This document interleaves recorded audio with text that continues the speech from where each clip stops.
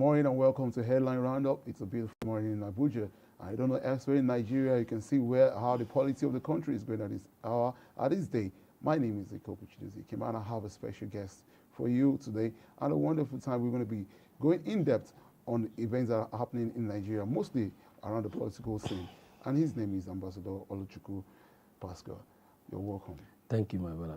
You're welcome to the show, and it's actually a pleasure to have you on this program today. Thank you very much. We'll be discussing basically on the headline issues that are surrounding the campaign of His Excellency Alhaji Atiku Abubakar, and we will also be talking about other headline issues. But first, let's go into the campaign so far. Alhaji Atiku Abubakar has been to Nasarawa. Just a few days ago, he was in Abuja. And what happened in Plateau yesterday was actually a significant event where the topmost crowd came out and they actually saw and made sure that they gave Atiku that rousing welcome, that embrace that we are with you, we are going to vote for you come February. As you can see by yourself, what is happening in our country today, especially in PDP rally. This one should have shown Nigeria that Atiku Abubakar is only prepared presidential candidate that is ready to tackle the issue we are facing in Nigeria today.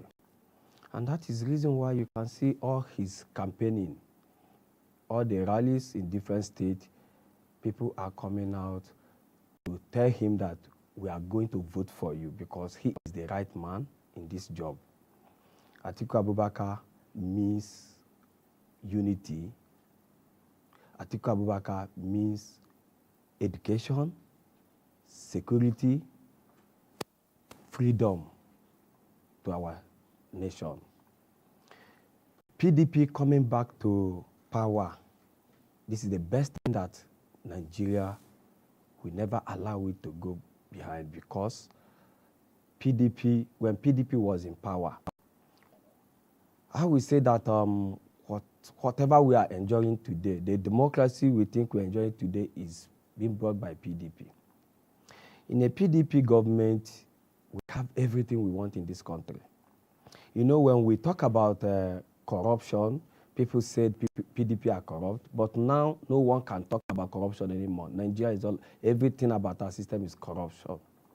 This is a government that they are corrupt, impurity, everything about this government is messed up. We need PDP back. The whole country is crying for Atiku to come back and take this country back. Take us where APC have led us to. This present government have taken us down, even after the war. We have never seen this type of insecurity, disunity, hardship.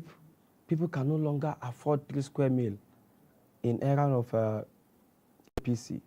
So that is why you see when Atiku Abubakar goes out for a rally, people come out in massive to show their support.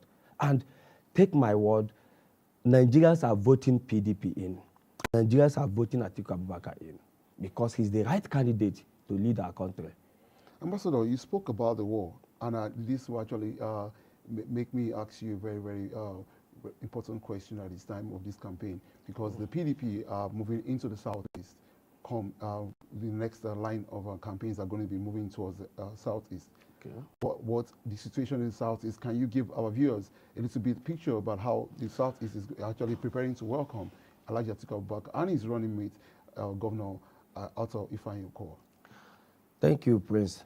You see, I keep on saying this to people that southeast are for Atiku Abubakar. Don't allow anyone to deceive you that P2B or whoever. Southeast will come out massively, even more than North Central, to welcome Atiku Abubakar. I bet my chest on this.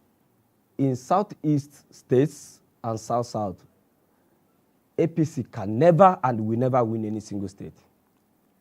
Our people are for PDP. Southeast is known as PDP states.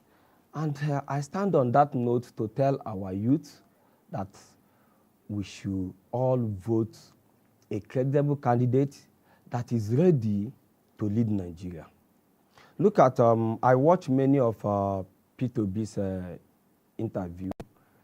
He's all about statistics, which is very okay, but can that solve the problem we have in Nigeria? Prince, I'll say this to you. 2 years down, Nigeria youth are calling for restructuring. Have you ever asked your question, what happens? Suddenly, no one is talking about restructuring anymore. Look, the only man that can restructure this country is Atiku Abubakar. And all those statistics that P2B is bringing to the table can never save this country without restructuring this country. The only leader, only man that has capacity, ability to restructure this country is Atiku Abubakar. That is where he become our unifier. Atiku means Nigeria. Atiku means unity of this country. Atiku means good job, education, security, as I said before. Now, if you bring it to the Southeast, what will happen in our rally, starting from Anambra State, will show Nigeria that Atiku is only prepared candidate that will lead this country. He's focused. Look at his agenda. Atiku have never asked any governor or any of his head to answer nation question like what happened in London. Well, Ambassador, you're actually taking the next line of the events that are actually happening in Nigeria. That's about PDP apologizing to the international community. You are a peace ambassador, and you are also a human rights activist. I would like to ask, the event that happened at Chatham House, where Tinubu went and actually gave us a kind of national and international embarrassment, the PDP has come out, as they have always come out to do, to actually stand in for the nation, stand in for the people. They have come out to apologize to the international community. How do you see the Chatham House event, and how do you see the PDP apologizing to the international community? Well, we thank God for having someone like Wazir Alhaji Atiku Abubakar as, or let me categorically say that we are lucky to have Atiku Abubakar as a PDP presidential candidate. Because look at when, let me take it down, when Obasanjo was our president and Atiku was his vice, Nigeria, in the world, Nigeria is being respected internationally. Today, what happened? Nigeria is a monkey country anywhere we find ourselves. I will say this to you, let me take you back to UAE. I have been living years back in UAE. I see how things works. I see how government of UAE respects our country. Look at Ghana, look at Cameroon. Now Nigeria is a laughing stock to them. They deport our people. They insult Nigerians, throwing our people inside prison, even when they didn't commit any crime. Because of like what just happened. We don't have government that can stand and say, this is our country, this is our children, we are proud of our country. And that is why you see PDP apologize to the nation, apologize to international community, apologize to the world for what happened.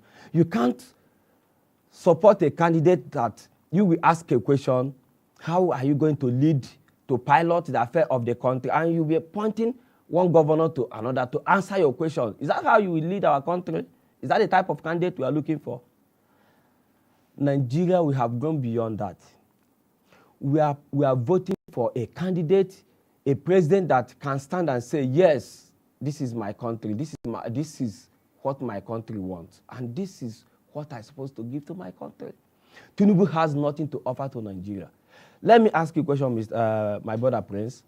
If Tinubu, God forbid, emerges as a Nigerian president, will he asking each governor what are we going to tell Nigeria today or tomorrow? Is that how he will govern Nigeria? Is that the type of president are we calling for? Well, you're asking me a question, but I would have loved you to answer. But I know that Nigerians will say, God forbid, that we have a Tinubu as a president of this country, because overwhelmingly they have been rejected. Because you can see yesterday in Jos, like I would like the technical crew to show Nigerians what happened yesterday in Jos. It was a typical rejection for the APC, because the APC was actually in shambles to talk about this campaign. They cannot actually speak of one campaign they have gone to and they have not been rejected. The other day they were rejected at the palace or in Kaduna. And yesterday in Jos, you can see it, his able, most distinguished Senator Dino Melaye was asking the crowd. When he asked the crowd, he asked them, do you want this that has been happening before to keep happening? Just let's allow the, people to see this, and we'll come back to talk about it. Grace of the Almighty God, every APC power, every Tinubu, every Peter Obi that want to take you back to the land of Egypt, Holy Ghost, any Labour Party, any APC that want to return Plateau to what it is now, Holy Ghost. It's obvious. Prince, you can see by yourself, this is obvious that everybody have rejected APC. Not only in North Central, not only in the West, not only in the East. As I just said, APC is rejected completely in this country. APC is being rejected. If APC government can allow people to see what is going on in various states when they go out for rally, people stone them, people reject them in different states. But these are the video that they always close and they don't want anyone to show it out. APC is being rejected everywhere in this country. So, my brother, this what happened, like example, what happened in Jos, what happened in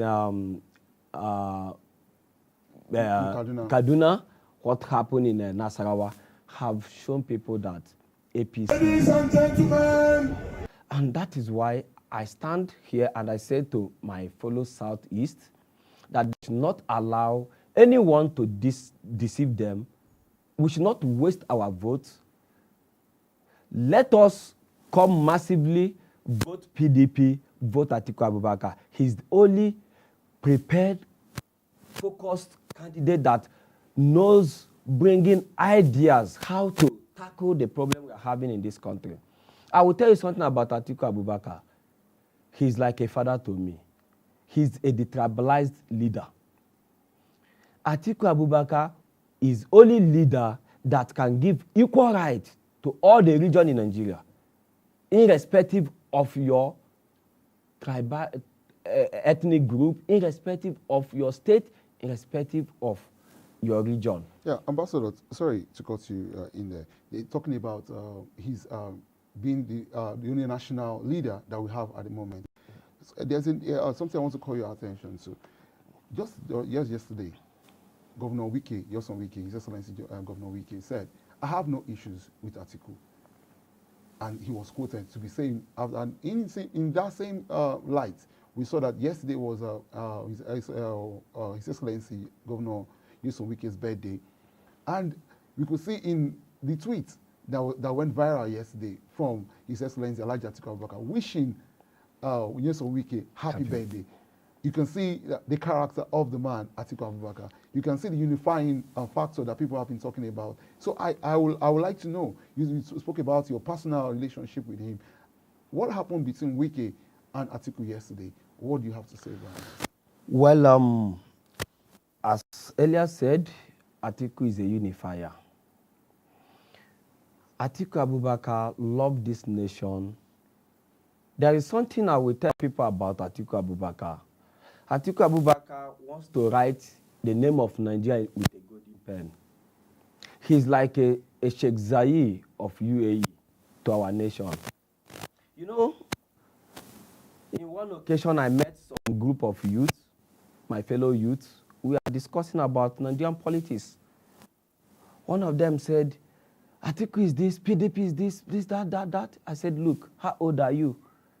In 1999, he said, in 1999, I was 3 years old. I said, okay.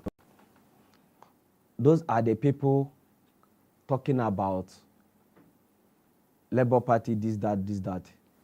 I said, 1999, when Atiku was a vice president, you are just 3 years old. What do you know about Atiku? These are the people that fought for the democracy we are enjoying today. Atiku is a Democrat. Atiku is a unifier. Look at what is happening between Atiku and Wike, and see how matured he had, because Atiku brings everybody together. And I want to say this to Nigerians, especially Southeast and South-South. You know, when Governor Nyesom Wike is a man, I love him so much. Among other governors, he's the best. No doubt about it. But when Nyesom Wike is talking about we are for justice, equity, and fairness, I will say this is for personal reasons, personal interest, not for Southeast or for South. For example, let me ask you this, Prince. If PDP give their chairman to, zone their chairman to South, what benefit to South? So Wike should not use the one chairman to come to South and disturb the movement of PDP. Because today, if PDP zone that chairman to South, it has no meaning. The primary is gone. Now, constitutionally, once Atiku Abubakar is being declared president of Nigeria, automatically then the chairman has to resign, and they will pick someone from South. So I want to tell people they should not allow what the G governor, people that call themselves five G governors, are doing to destabilize the movement of PDP in South. If PDP come to the power today, Wike is not losing anything. Those 5G governor, whatever they call themselves, they are not losing anything. They already made themselves. If PDP win power today, they are not losing anything. That is the fact. Yeah, Ambassador. So in that fact, I'm telling people and Nigerians, especially in South, that those G5 gathering or whatever should not deter them. Deter them not to vote their conscience, not to vote good governors. Yeah, Ambassador, I just want to bring your attention to that. The people actually, the Southeast are with the Atiku Abubakar. The Southwest are with the Atiku Abubakar, because just yesterday, the Olubadan actually overwhelmingly surprised the whole nation by endorsing our candidate, Alhaji Atiku Abubakar, and endorsed him as the president of the brave for all nations. So looking at from the Southwest, the Olubadan has spoken, the Oni of Ife has spoken, the Owa Obokun has spoken, the Oba of Benin has spoken. So we are looking at the unification of all the Southerners are behind Alhaji Atiku Abubakar and his vice presidential candidate, Governor Ato Ifeanyi Okowa. So we're looking at now there's an issue on ground. The PDP has asked Tinubu to stop his media attack, to stop his diversionary tactics by coming out to the public, speaking to the public, and not going from one studio and from one proxy to another. So I would like to hear your version of how you would want a Tinubu who actually says that he wants to take over from Buhari, and you comparing it to an Atiku who has said, I am here to recover Nigeria. Prince, you know, there is something we usually said, when two things is there, you choose one. I don't think Nigeria will make such mistake that happened in 2015 again, that they package incompetent government, president, and we voted for him. This time around, Nigeria have learned their lesson, actually. Look at, you just said Olu and Oba and Eni of Ife have endorsed our presidential candidate, Alhaji Atiku Abubakar. Yes. Look, coming 2023, Atiku Abubakar is winning Southwest, PDP is winning Southwest, because Nigerians are tired of this government. If you ask me, between Atiku and Tinubu, my brother, Nigerians knows that APC has nothing to offer to this country. Past 7 years, what do we gain from APC? Or what did Nigeria get from APC? When they come into power, what happened? A bag of rice was 19,000. Today, how much it is?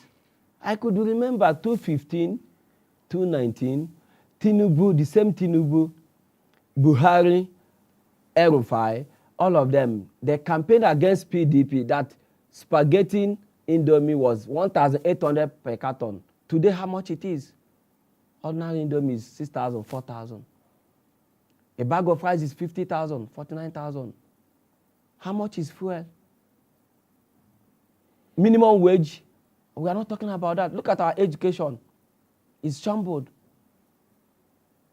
In a country where we are at strike for almost getting to 1 year, what is the future of our youth and our children? And we are talking about APC. Nobody that has good intention on this country will talk about APC to come back to power. What are they going to offer to us? Is it insecurity? Look at what is happening in all the states in Nigeria. You are not saying I'm not safe. Is it infrastructure? They are zero. From here to Lafia, now you spend over 3 hours. From here to Maraba alone, you spend over 2 hours. No road in this country, no electricity. So, mention one thing that we have benefit from this government. Look at our dollar today, look at our economy. So, in which aspect that people will come out and talk about APC? Let's forget about Tinubu. Let's talk about APC as a ruling party. Let us mention one thing that Nigeria will come out and say this is what they have benefit from this government. Is it disunity? I have never seen disunity. Even my father said this, that after the war, I was not born during the war, I was born after the war. But my father said, Nigeria have never been disunited like this before. Even after during the war, Nigeria was united. Like, look at what we are enjoying since 1999 that Olusegun Obasanjo and that Atiku Abubakar brought democracy to Nigeria. Today, where is it? Thank you, Ambassador. Thank you very much for being on the show today. You have actually heated up the studio, and we'll be saying thank you very much for coming, and we hope that next time we call you, you'll be actually honoring us to be here. Thank you very much, Prince. And also, I'm telling all Nigerians, especially Southeast, to come out massively, cast their vote to PDP. And I want to tell you this, Atiku is not going to only to win 25% in Southeast. Atiku is winning every state in Southeast. Southeast is our Atiku. People should not be deceived by media, by APC propaganda, by Labour Party or whatever. Southeast, South are for PDP, are for Atiku Abubakar. I beat my chest that Atiku is going to win all the Southeast states. Thank you in very coming much. 2023. Thank you very much, Ambassador Olochukwu Pascal, who is actually a peace ambassador and also a human rights activist. Thank you for being on the show. Thank you very much. This is much you can take on the show today. And join us tomorrow when next to bring you more on Headline Roundup. You're welcome. Remember, get your BBC. That is your civic right. Vote PDP. Thank you. God bless you.